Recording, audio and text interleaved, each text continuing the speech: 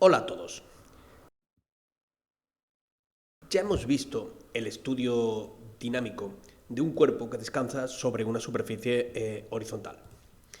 Ahora haremos lo mismo para un cuerpo descansando sobre una superficie inclinada.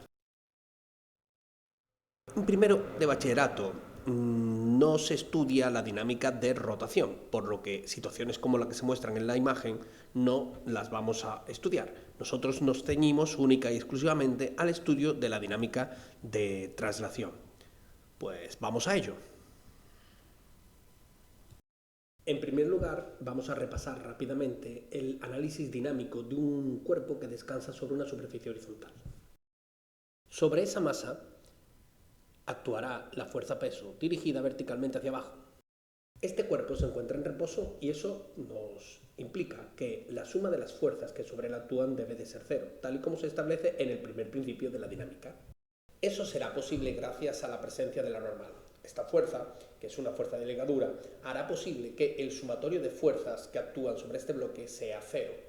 Para ello, la normal será del mismo módulo, igual dirección, pero sentido contrario al peso. De manera que la suma de la normal y el peso sea cero. Nos centramos ahora en el plano inclinado. El objeto podrá o no deslizar sobre el plano, dependiendo de la inclinación que éste tenga.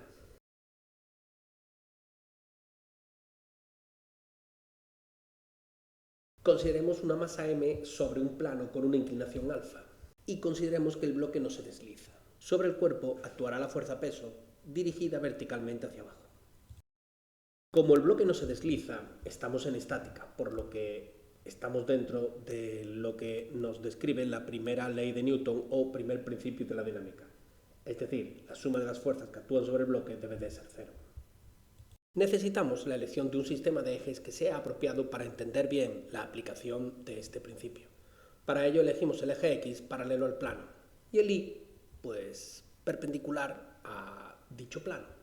Esta elección de ejes tiene como consecuencia que el peso no se encuentre sobre ninguno de los ejes y por tanto debemos de proceder a su descomposición vectorial, obteniendo las proyecciones del peso sobre cada uno de los ejes, que se corresponderán con las correspondientes componentes PI y PX. PI para la proyección del peso sobre el eje Y y PX para la proyección del peso sobre el eje X. Abrimos este paréntesis para explicar con detalle cómo se descompone el peso. En primer lugar vamos a explicar por qué el ángulo que forma el peso con la componente, con la parte Y, con la parte negativa del eje Y, es alfa, el mismo ángulo que tiene el plano de inclinación. En un plano horizontal, esta sería la dirección perpendicular al plano, coincide con la vertical. El peso, que está dirigido verticalmente hacia abajo, descansaría sobre la parte negativa de dicho eje. Si nosotros giramos el plano, si inclinamos el plano, al inclinar un ángulo alfa el plano, pues este eje que se mantiene perpendicular al plano también se gira el mismo ángulo. Por lo tanto, como el peso se mantiene vertical, el peso ya no cae sobre dicho eje, sino que el peso va a formar el mismo ángulo que hayamos inclinado el plano con, como se aprecia en el dibujo, la parte negativa de ese eje. Bien, para hacer la descomposición del peso, tenemos que proyectar dicho peso, dicho vector, sobre cada uno de los ejes. Vamos a empezar por obtener la componente Y del peso, la componente peso Y. Para eso tenemos que trazar la proyección del peso sobre el eje Y. Por el extremo del peso se traza una paralela al otro eje, al eje X. El punto donde intersecciona dicha paralela con el eje Y recaerá el extremo de la componente Y del peso, es decir, la componente peso Y. Esta sería peso Y. Para obtener la componente PX, pues trazamos una paralela al eje Y por el extremo del peso y en el punto donde intersecciona dicha componente tendremos el extremo de PX y aquí tendríamos la componente PX. A la hora de hacer la descomposición, el peso lo vamos a descomponer en una componente PX y una componente PY. Una descomposición vectorial siempre se hace utilizando un ángulo, en este caso vamos a utilizar el ángulo que forma el peso con el eje. La componente PX sería P por, y la componente Y sería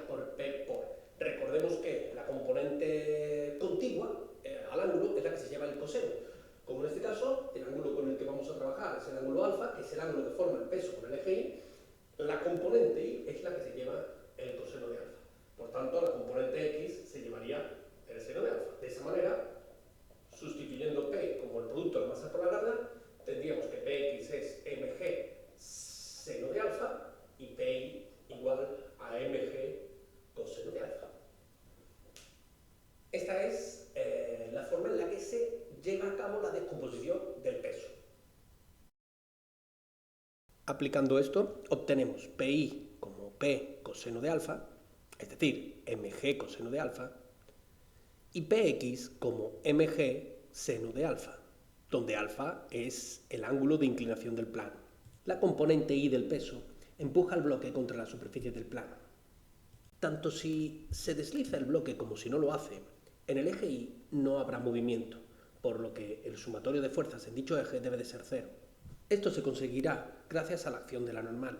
La suma de fuerzas en el eje Y igual a cero nos lleva a que la normal menos la componente Y del peso tiene que ser cero, de donde se obtiene que la normal tiene que ser igual a dicha componente, es decir, la normal será igual a mg coseno de alfa. Esta expresión para la normal será aplicable tanto si el bloque se desliza como si no, dado que, en cualquier caso, en el eje Y no hay movimiento. Nos centramos ahora en el eje X. Dependiendo de la inclinación, podrá o no deslizar la masa, por lo que se nos plantean dos posibles situaciones. Consideremos en primer lugar la situación de estática, es decir, la situación en la que el bloque no se desliza. Aplicando el primer principio de la dinámica, la suma de fuerzas en el eje X tiene que ser cero, al igual que ocurría con el eje Y. El bloque no se desliza, por lo tanto la fuerza de rozamiento tiene que tener el valor adecuado para que esto suceda.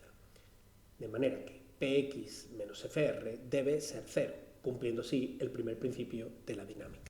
Bien, por lo que la fuerza de rozamiento debe de ser igual a la componente X del peso. ¿Qué sucede si aumentamos gradualmente la inclinación del plano inclinado? Para una inclinación como esta vemos que el cuerpo no se desliza. Pero si vamos aumentando gradualmente la inclinación, llegará un momento en que el cuerpo empezará a deslizarse. Volvemos a observarlo. Para pequeñas inclinaciones, el cuerpo no se desliza. Eso quiere decir que la fuerza de rozamiento estática es capaz de anular la acción de la componente X del peso. A medida que vamos inclinando el plano cada vez más, la componente X del peso va aumentando.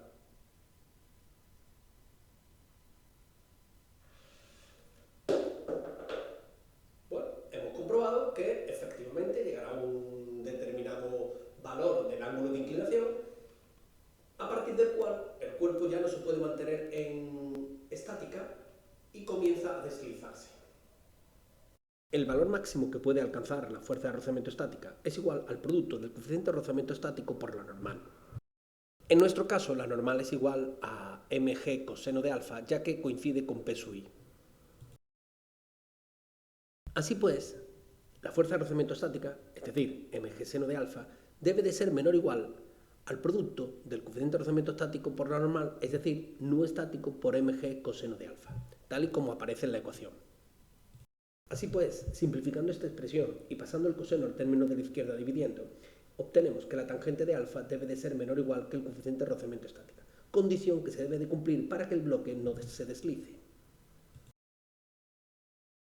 Consideremos ahora el caso en el que el bloque se desliza. Como ya vimos en el vídeo, al aumentar gradualmente la inclinación del plano, llega un momento en el que el bloque empieza a deslizar. Esto se produce cuando la componente X del peso supera al valor máximo permitido para la fuerza de rozamiento estática, que es igual al nu estático por la normal. El deslizamiento se produce cuando la tangente de alfa es mayor que el coeficiente de rozamiento estático, expresión que acabamos de demostrar.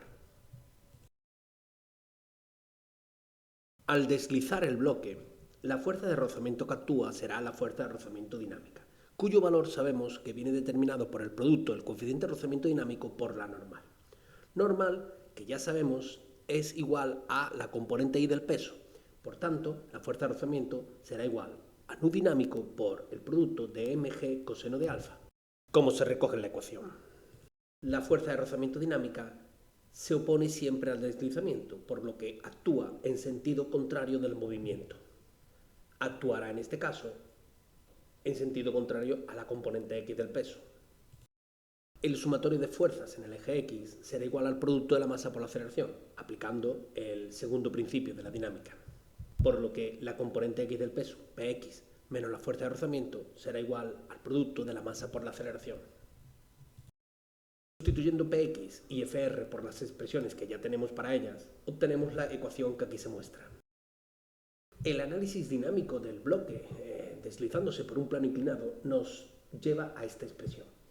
En ella se tiene la relación que hay entre las distintas magnitudes que intervienen en el problema físico.